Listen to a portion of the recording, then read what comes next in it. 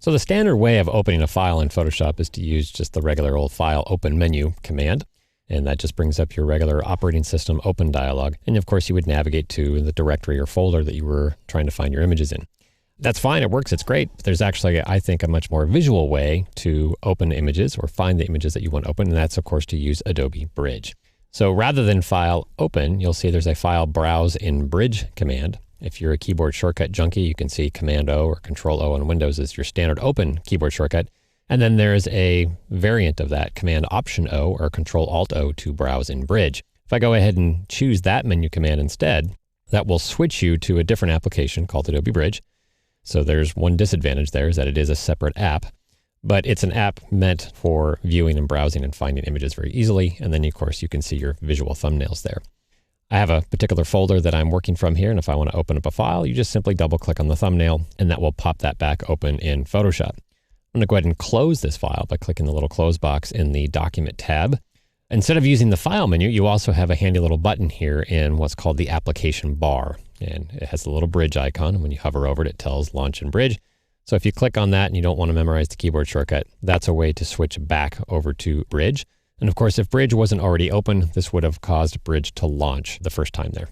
There's a boomerang button, so if all you want to do is return back to Photoshop and not open any additional files here, you can click the boomerang icon, and that's just a way to switch back and forth by clicking buttons to go back and forth between Bridge and Photoshop.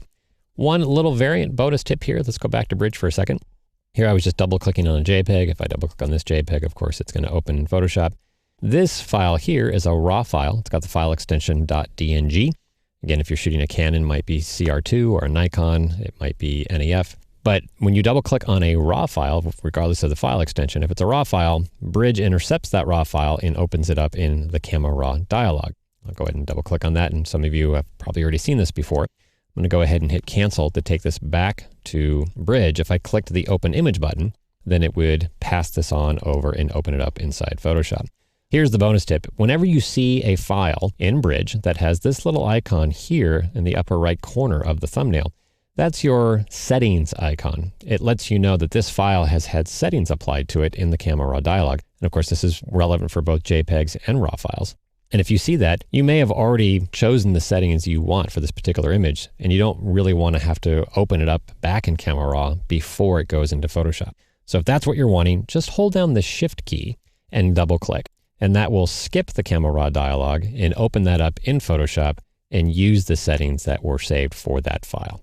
So there you have it, a couple different ways to open files, standard File Open command, or the more visual approach by using Adobe Bridge.